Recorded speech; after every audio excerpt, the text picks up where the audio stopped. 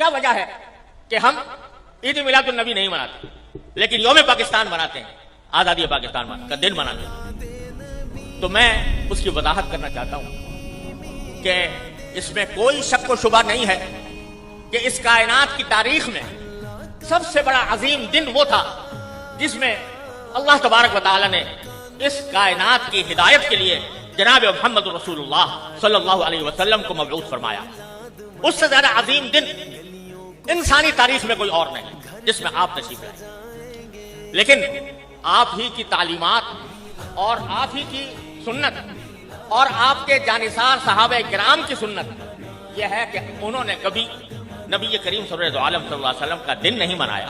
उसको अगर हम मनाना शुरू करें तो दीन के अंदर एक इजाफा होगा, दीन के अहकाम में एक इजाफा होगा और दीन के काम में कोई इजाफा वो बिदात कहलाता है।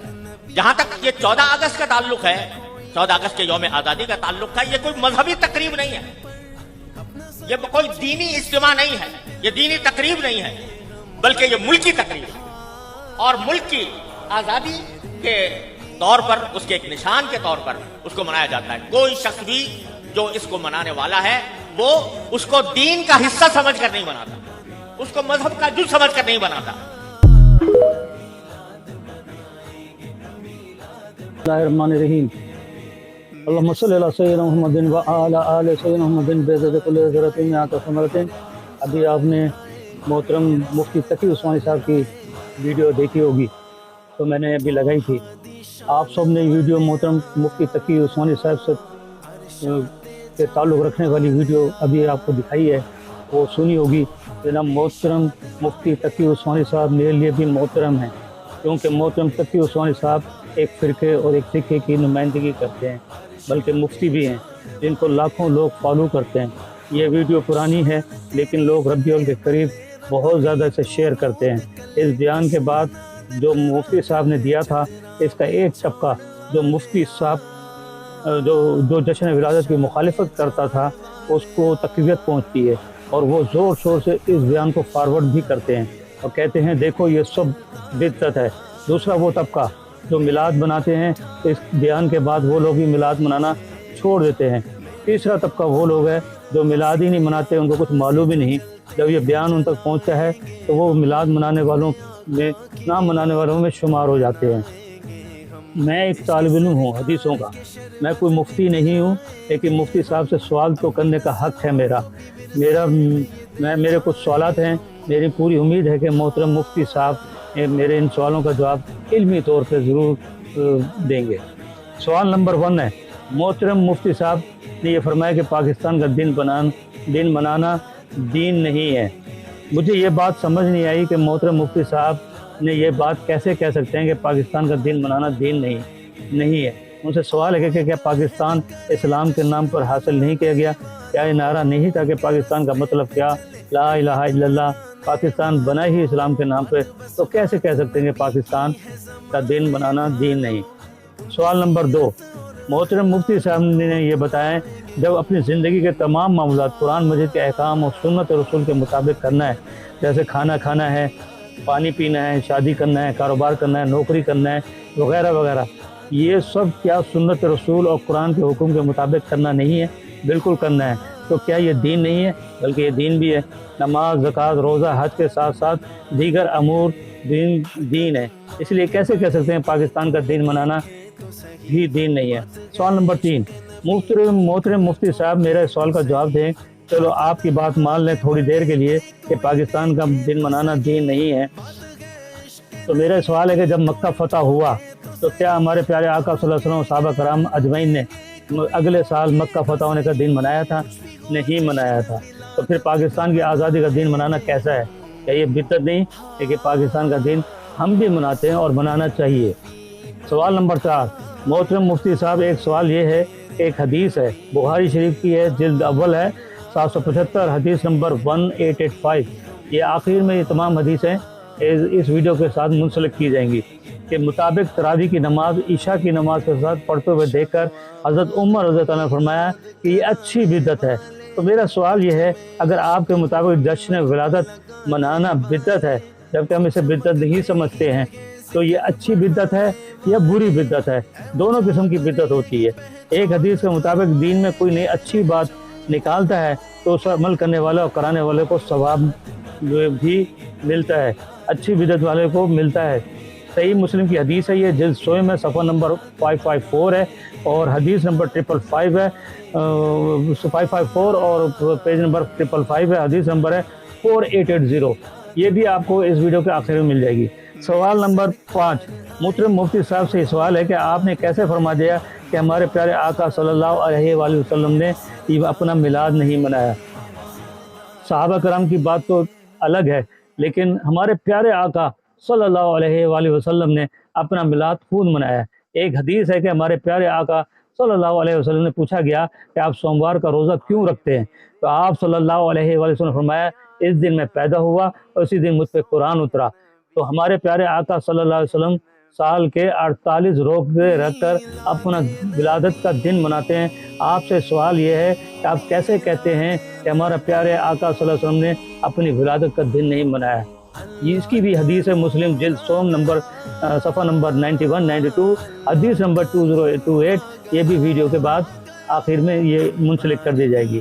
سوال نمبر 6، میرا محترم مفتی صاحب سے سوال ہے کہ جب ہمارے پیارے آقا صلی اللہ علیہ وآلہ وسلم سوموار کا روزہ رکھ اپنی ولادت کا دن بنایا تو کیا آپ نے کبھی اس وجہ سے سوموار کا روزہ رکھا ہے کہ میرے آقا صلی اللہ علیہ وآلہ وسلم کی ولادت کا دن ہے؟ کیا آپ نے کبھی اپنے بیان میں یہ لوگوں کو اس بات کی ترغیب دی کہ سوموار کا روزہ رکھا کرو کیونکہ نبی صلی اللہ علیہ وآلہ وسلم ولادت کا دن ہے؟ اس بیان میں کیوں نہیں فرمایا؟ جو بیان میں نے ابھی سنایا اس بیان میں کیوں نہیں فرمایا کہ انہوں نے اپنا روزہ رکھ کے سوموار کا روزہ رکھ کے اپنی ولادت کا دن مناتے تھے؟ نبی صلی اللہ علیہ وسلم ہر سوموار کو روزہ رکھ کے ولادت کا بنایا، آپ لوگ بھی روزہ رکھ کے دن منایا کریں، کیوں نہیں اپنے فالوور کو کہتے ہیں، اپنے آپ سے جو فالو کرتے ہیں؟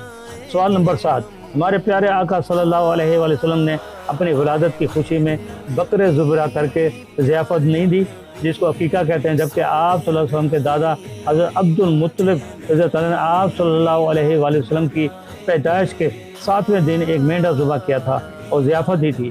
اب آپ سے سوال یہ ہے کہ محترم مفتی صاحب، عقیقہ 7 دن کے ہوتا ہے، اندر ہوتا ہے، تو ہمارے پیارے آقا صلی اللہ علیہ وسلم کا عقیقہ تو ہو گیا تھا، بعد میں کیوں کیا؟ یہ کیا ولادت کی خوشی نہیں تھی منائی تھی؟ بالکل منائی گئی تھی اور تمام صحابہ کو اس کی ضیافت بھی دی گئی تھی۔ سوال یہ پیدا ہوتا ہے کہ تاجدار کائنات صلی اللہ علیہ وآلہ وسلم نے کون سا عقیقہ کیا تھا؟ اس کا جواب یہ کہ حضور صلی اللہ علیہ وآلہ وسلم اپنی ولادت اور میلاد کی خوشی و مسرت میں شکرانے میں بکرے ذبح کیا اور اہتمام ضیافت کیا تھا، کیونکہ عقیقہ دوبارہ نہیں ہوتا۔ سوال نمبر 7، اب آپ میرے سے سوال یہ کہ آپ تو مفتی ہیں، آپ کو تو معلوم ہوا قرآن مجید کی سورت یونس کی آیت نمبر 58 میں اللہ تعالیٰ فرما رہا ہے، یعنی کہہ دو یہ اللہ کا فضل ہے، اس کی رحمت کے باعث ہے، بس اس میں خوشی منائیں، تو اس سے بہتر ہے وہ جمع کرتے ہیں، یعنی جو پیسہ اکٹھا کرتے ہیں۔ اس کی تفسیر میں حضرت ابن عباس رضی اللہ عنہ فرماتے ہیں، فضل قرآن مجید ہے اور رحمت ہمارے پیارے آقا صلی اللہ علیہ وسلم ہے۔ پھر قرآن مجید کی سورت الانبیاء کی آیت نمبر 107 میں اللہ تعالیٰ فرماتا ہے، یعنی ہم نے آپ کو تمام جہانوں کے لیے رحمت بنا کر بھیجا ہے۔ جب اللہ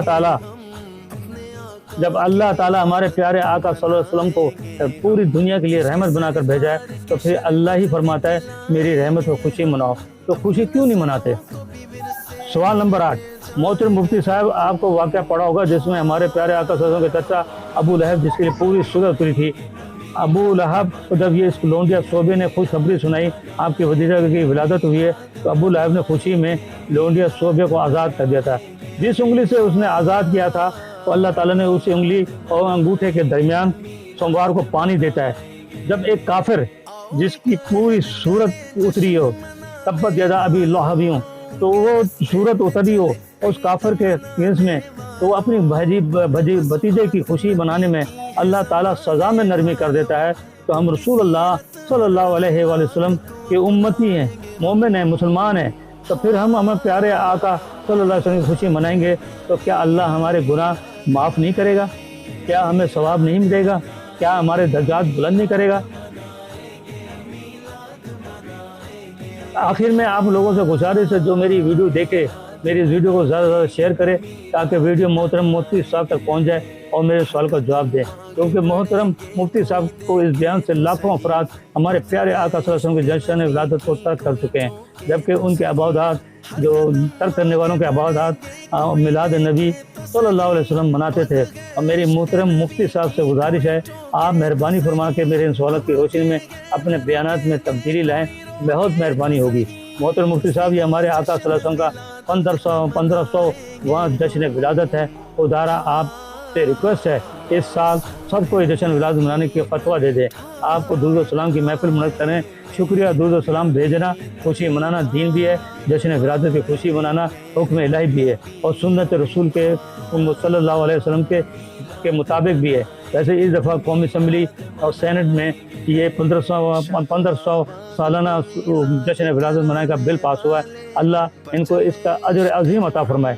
اللہ ہم سب کو ایک ہو کر، جیسے ہم 14 اگست کو ایک ہو جاتے ہیں، اسی طرح ہمیں اس ربیع الاول میں بھی ایک ہو کر ہمارے پیارے آقا صلی اللہ علیہ وسلم کی 1500 سالہ جشن ولادت کی خوشی منانے کی توفیق عطا کرے، اور ہم سب کو اس سے زیادہ سلام اور درود و سلام کی نذرانے پیش کرنے کی توفیق عطا فرمائے۔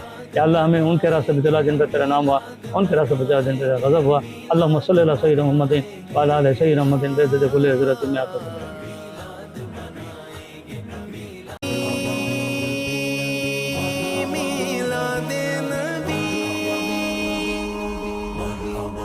اللہ کا نور آ گیا،